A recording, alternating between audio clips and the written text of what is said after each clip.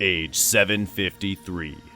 Son Goku defeats King Piccolo, ending his reign of terror across the Earth. Oh, hey, yeah, we're not doing that anymore. Wait, what do you mean? Just the whole narrator shtick. I mean, it was fun for a while, but we ended up writing ourselves into such a corner that you ended up doing a 6-minute intro for the finale. This series is all about correcting mistakes from the past, and unfortunately, that includes you.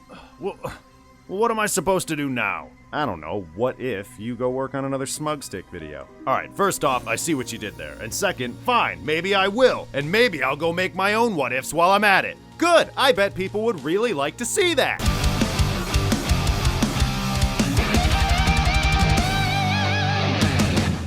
Five years ago, a little video was uploaded to this channel where I did my best to explain why Dead Zone can't happen. It was called Why Dead Zone Can't Happen.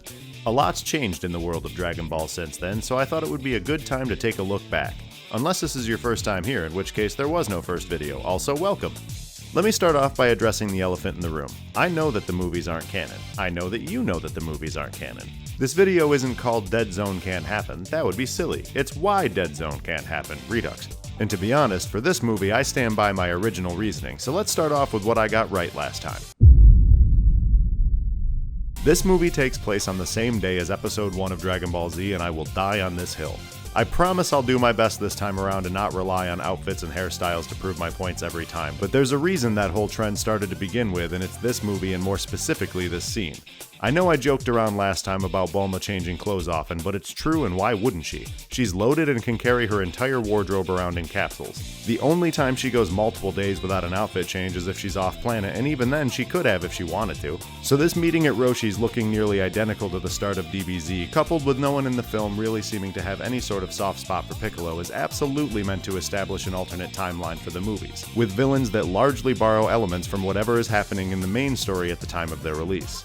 The only notable difference between these scenes is that Goku is wearing the power pole here, which might actually be the nexus point of this whole alternate timeline, but that's a story for another time. Hey, I couldn't make that reference last time. Now let's move on to what I got wrong last time. You know, I don't think I actually got anything wrong the first time around. I kinda just stated the obvious and maybe came up with a decent "Oh really?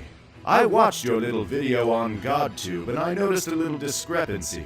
I never uploaded it to GodTube. It's GodTube. We can watch anything we want on there. Especially if we use GodVPN. With GodVPN, you can mask your IP address and watch content from anywhere you want. Okay, hashtag not sponsored. Can you get to the point, please? Observe. Managed to gather the Dragon Balls and wish for something no villain in the franchise would accomplish again. Immortality. I'm pretty sure someone has since used the Dragon Balls to achieve immortality. Hint, it's me. Well, you're not wrong, but to be fair, that video came out in 2015, almost a year before anyone knew about you. So really, I was kinda retconned into being wrong. You mean like Vegito's Batara time limit? Yes, exactly, thank you. By the way, why are you in your merged form? If you're so on my case about me being wrong about immortality, why'd you choose the form that's half mortal? I didn't, you did.